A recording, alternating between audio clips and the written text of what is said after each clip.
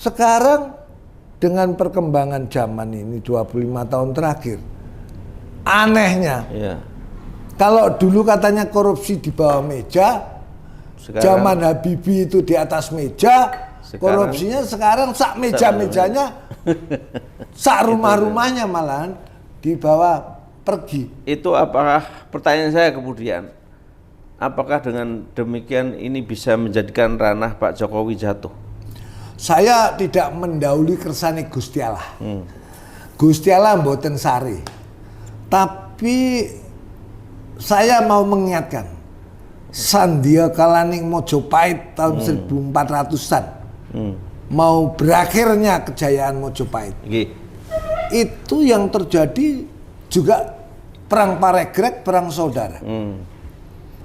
Kita khawatirnya kalau fenomena nepotisme Pak Jokowi dilanjutkan dengan merasa yakin bahwa beliau itu akan aman kalau Gibran jadi wapres, Prabowo jadi presiden, bahkan lihat kondisi Pak Prabowo mungkin 2 tahun saja sudah capek jadi presiden, sehingga Gibran patut diduga dengan melenggang 2 tahun lagi menjadi presiden RI.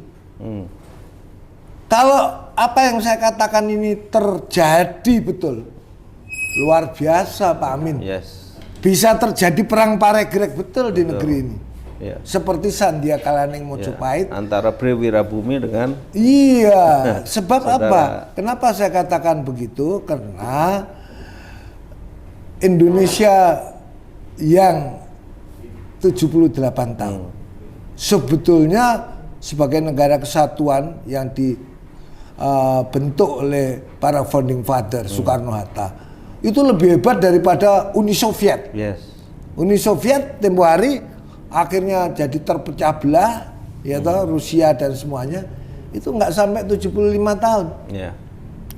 Majapahit itu 180 tahun masa kejayaannya.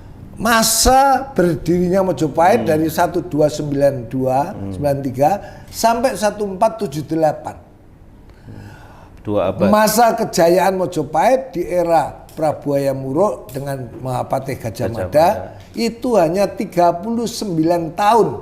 1350 sampai 1389. Wah, aku kalau sejarah Indonesia nilai saya 10 Pak Amin. Boleh tanya teman-teman saya. Ini yang sebenarnya para politisi kita itu harus melek sejarah ini ya begini perlunya, sehingga ini bisa dijadikan satu pelajaran. Apa yang terjadi saat ini saya kira semacam perjalanan yang berulang gitu ya kan. Iyalah, kalau Pak Amin sekarang tuh merasa kembali atas kesejahteraan, keadilan. Rakyat sekarang harus bayar pajak. Sebenarnya saya sejak era SBY sudah mengingatkan filosofi pajak itu no taxation without representation. Jadi kalau uang pajak bukan kembali untuk melayani rakyat dengan pendidikan gratis, kesehatan gratis, subsidi BBM, subsidi pangan tetap dicukupi, itu masih mending. Itu semua bisa dilakukan kalau maaf Pak, kalau Pak Amin tadi menyinggung Undang-Undang Dasar 45 pasal 33 terhadap perekonomian kita. Sebenarnya kekayaan alam Indonesia itu untuk menghidupi 200 juta, 280 juta ini sangat cukup. Bila mana jangan HGU perkebunan sawit dan tambang-tambang itu hanya dikenain seolah-olah cukup bayar pajak 10%. Itu bumi air kekayaan alam itu miliknya rakyat Indonesia. Apalagi era reformasi demokrasi itu kekuasaan di tangan rakyat. Harusnya siapapun yang menjadi presiden RI yang akan datang dia betul-betul pro rakyat. Itu sebenarnya orang mau investasi sawit, investasi tambang dan lain-lainnya, setornya jangan 10% dong, 50%. Terus dilakukan revolusi keuangan negara. Itu yang tidak pernah dilakukan. Itu sejak zaman SBY sudah saya serukan. Kenapa? Aset-aset negara seperti Indosat dijual ke Temasek, BCA dijual murah kepada Budi Hartono family yang 117 triliun hanya dijual 5 triliun. Jadi kalau mau membandingkan KKN tadi disebut Mahfud MD, serem. Di era Pak Harto kita mau fair ya, apple to apple. Saya tahu persis di era Pak Harto itu ada juga yang namanya proyek markup yang mungkin sampai ratusan juta dolar, tapi hanya 1-2 proyek. Tidak seseram yang sekarang. Sekarang ini coba ibu kota negara di Jakarta mau dipindahkan ke Kalimantan, di mana APBN nggak punya duit, budgetnya 480 triliunan, mau utang. Sekarang utang negara, kalau ada yang ngomong era Jokowi utangnya hanya 16 triliun, itu betul-betul orang yang mau menjilat pantatnya Pak Jokowi. Maaf ini, kenapa? Jelas-jelas kok mau dibilang aman-aman bagaimana? Sekarang utang negara yang ditinggalkan zaman era SBY 2.800 triliun itu akumulasi sejak Presiden Soeharto yang 560 triliun.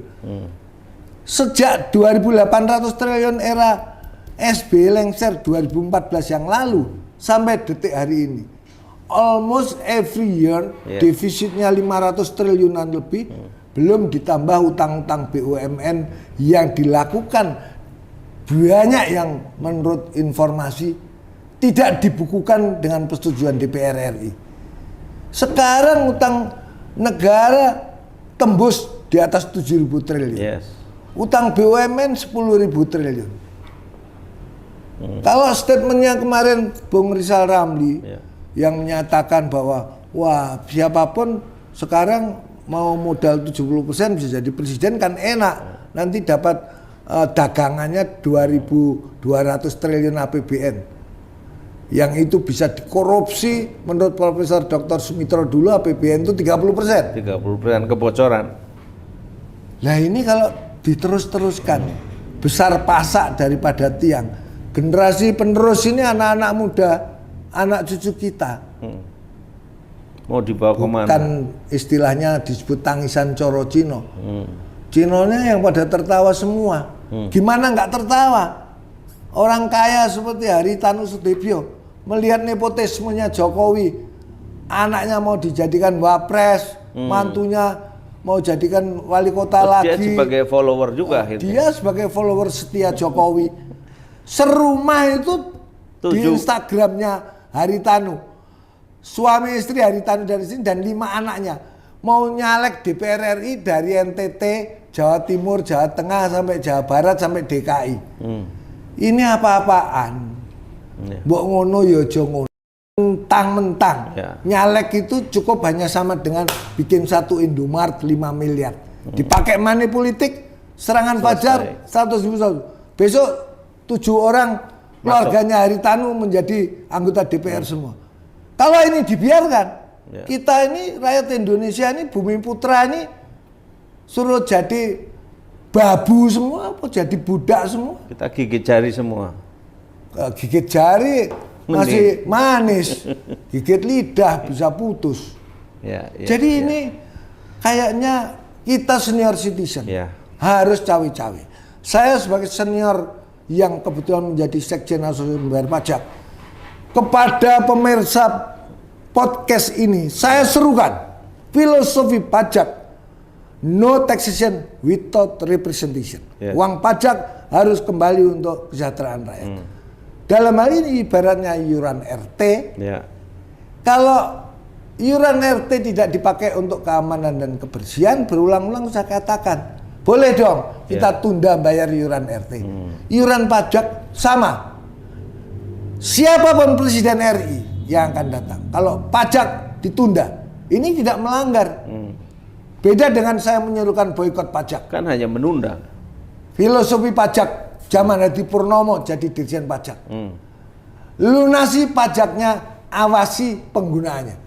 Sekarang dirubah. orang taat bayar pajak, orang bijak taat bayar pajak. Itu namanya orang minger ke belate. Kok enak orang bijak taat bayar pajak. Pajaknya dikorupsi seperti si siapa itu namanya itu? Rafael Alun dan sebagainya. Belum yang lain-lain. Ya, itu yang ketahuan. Yang ketahuan. Saya kalau suruh meriksa jadi ketua KPK atau ketua BPK, walah ngerti semua aku caranya mereka pejabat pajak itu bagaimana korup. Ayo, tapi saya boleh dikonfrontir. Tapi persoalannya tokoh senior citizen seperti Kanjeng Sasmi itu ditakuti sama mereka. Mereka itu menakuti saya, saya bukan genderuwo. Saya ini, Anda kenal saya baik-baik saja. Yang kenal baik saya menyapa, saya itu kenal James Riyadi baik-baik. Saya kenal sama Prayogo Pangestu, kenal Bambang Triatmojo. Saya kenal yang lain-lain juga baik-baik. Tapi saya yang katakan ini fenomena KKN yang sekarang dikatakan oleh Mahfud MD jauh lebih mengerikan dibandingkan era Orde Baru. Kalau ini dibiarkan, kita ini kasat mata melihat kok pada diem saja. Ini namanya kan pada membiarkan para pendosa terus melakukan. Bukan. Itu. Rasulullah SAW menyatakan kalau ada kemungkaran kalian tuh membiarkan, nanti azab dikenakan secara merata. Saya tidak ingin azab dikenakan secara merata kepada keluarga saya. Semua anak-anak saya nasihati. Prisma Wardana itu gelarnya sudah 6 kandidat doktor. Harjuno Wiwowo gelarnya 3 kandidat doktor.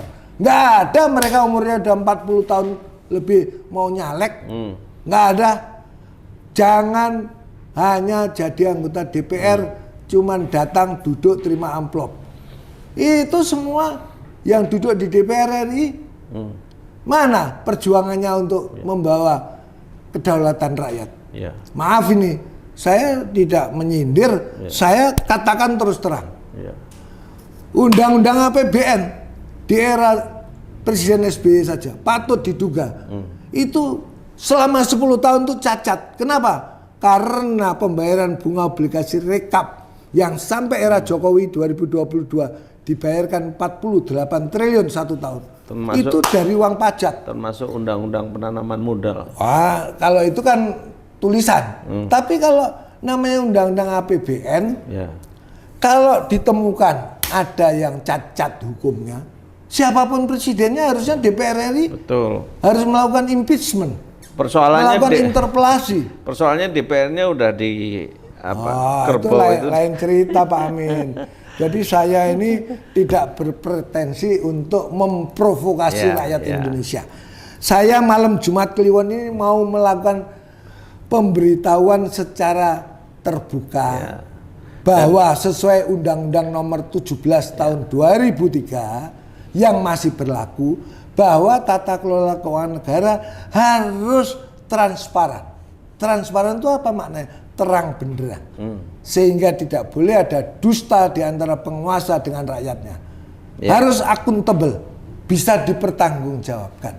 Dan yang terpenting, masyarakat itu berhak mengetahuinya. Sekarang kereta api cepat Jakarta-Bandung yang 4 miliar dolar sekarang overrun cost-nya menjadi 8 miliar dolar. Sudah disetujui DPR belum? Belum. Itu dibahas dengan serius enggak? Kereta apinya masih mangkrak atau sudah berjalan?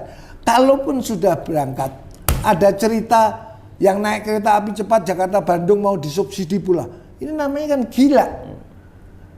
Lawang apa namanya City Trans, kereta api Parahyangan, apalagi Argo Gede, semua masih cukup melayani rakyat Jakarta-Bandung. Buat apa? Buat kereta api cepat Jakarta-Bandung dengan biaya 8 miliar dolar. Ini nggak masuk akal. Sekarang memindahkan IKN, mau dipaksakan. 480 triliun katanya APBN cuma 80 triliun. 400 triliun dari utang luar negeri. Siapa yang bayar? Kalau Pak Jokowi udah nggak jadi presiden, yang suruh bayar anak cucu Pak Amin, anak cucunya semuanya. Kalian. Betul. inilah sesuatu yang malam Jumat Kliwon ini saya ungkapkan. Ya, siap. Saya tidak berpretensi terhadap pribadi siapapun saja. Tapi ini untuk kebaikan bangsa kita. Iyalah, dan sepantasnya lah. Ini yang namanya Mbak Puan Maharani, cucunya Bung Karno saja, tidak kelihatan berambisi jadi capres atau cawapres. Beliau senyum-senyum aja, sudah jadi ketua DPR aja sudah duduk manis. Ini dan cucunya siapa? Iya, maaf ya. Kalau Mas Harto dan Jan Marinir berulang-ulang mengatakan tukang mebel aja jadi presiden, harusnya sudah bersyukurlah. Masa anaknya yang jual martabak jadi wali kota ujuk-ujuk mau jadi cawapres. Apa perlu kita dorong Mbak Puan untuk maju? Saya bukan mau mendorong Mbak Puan karena Mbak Puan itu kelihatan sangat patuh pada Ibunda Megawati. Saya justru menjaga Bu Megawati itu, tolong ini dicatat, jangan sampai dibohongi kedua kalinya. Seperti waktu SBY ditanya mau nyalon presiden, tidak Bu. Tahu-tahu jadi capres menyaingi Bu Mega. Ini jadi pegawai parpol, jadi presiden. Tahu-tahu diam-diam Muzaini tadi malam di medsos Sekjen Gerindra mengatakan kelihatan sekali sebagai wakil partai Gerindra bahwa Prabowo seyogianya mau dipasangkan dengan Gibran. Astagfirullahaladzim. Yang saya itu merasa nepotisme ya nepotisme. Nek pilihan lurah wis pantes. Ini pilihan presiden 280 juta orang. Negara besar ini. Masa kita biarkan? Masa perlu kita menyerukan people power seperti 98? Enggak lah. Kalau untuk kebaikan, kenapa enggak? Saya rasanya kondisinya ini, masyarakat ini memang agak berbeda. Pada waktu 98, Pak Harto udah terlalu lama, 32 tahun. Dan dalam kacamata saya sebagai pengamat politik ekonomi, masyarakat itu sudah boring, jenuh dengan Pak Harto dan keluarga cendana pada waktu itu. Hari ini demokrasi ini kan ada regulasi setiap 5 tahunan, 10 tahunan. Betul. Nah sekarang konyolnya kalau setiap 5 tahun ada money politik, terjadi rekayasa, lulu lagi yang mau menjadi capres, menjadi cawapres, ya sebenarnya lebih gila daripada zaman Pak Harto 32 tahun. Jadi kalau Pak Aminuddin mengatakan apa ini perlu ada revolusi sosial seperti tahun 98, saya tidak mendahului kehendak Gusti Allah. Tapi kalau intervensi gaib dari langit, ini malam Jumat Kliwon yang saya ungkapkan itu terjadi, bukan tidak mustahil. Anies Baswedan yang kelihatan disukai sekarang oleh rakyat, bagaimana caranya untuk bisa dijaga jangan sampai jadi calon presiden, luar biasa. Bukan karena saya alumni UGM. Anies Baswedan tuh alumni Fakultas Ekonomi UGM, generasi di bawah saya 8 tahun. Pak Jokowi UGM, Anies Baswedan UGM, Ganjar UGM juga. Jadi. Tapi persoalannya ini bukan UGM ya Pak. Tapi kita harus mengembalikan pada asas kepatutan atas dasar profesionalisme dan kredibilitas. Oke, Kanjeng Sas, barangkali sebagai kesimpulan atau closing, penutup di podcast kita pada hari ini, apa yang akan disampaikan? Saya hanya ingin mengingatkan kepada Yang Mulia Presiden Joko Widodo sebagai junior saya di UGM, seyogianya beliau itu mempertimbangkan, jangan sampai nanti menabrak undang-undang yang mau dikoreksi di Mahkamah Konstitusi. Itu 35 tahun boleh menjadi cawapres, kemudian Gibran dipaksakan.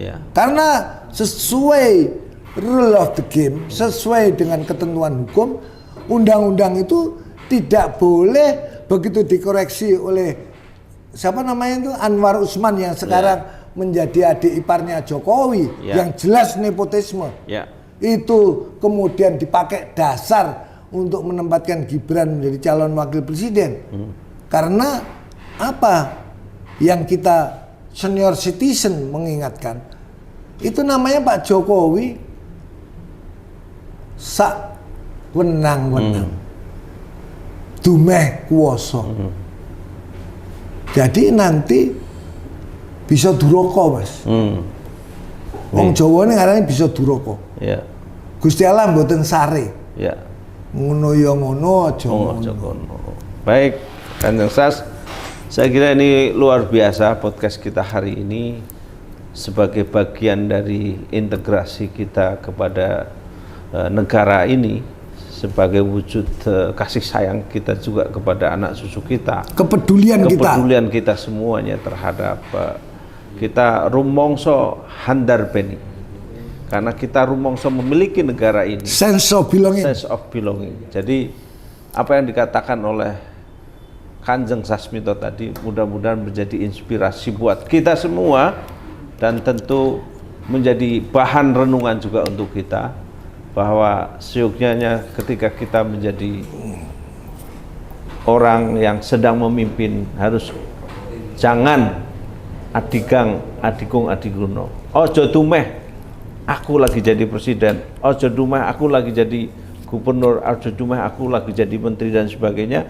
Tapi ingatlah bahwa kita semua itu digaji oleh rakyat melalui pajak yang dari mulai yang kecil sampai yang besar-besar itu.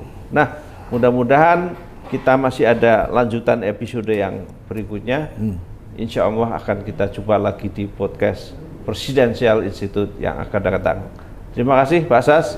Assalamualaikum warahmatullahi wabarakatuh. Waalaikumsalam warahmatullahi wabarakatuh. Merdeka.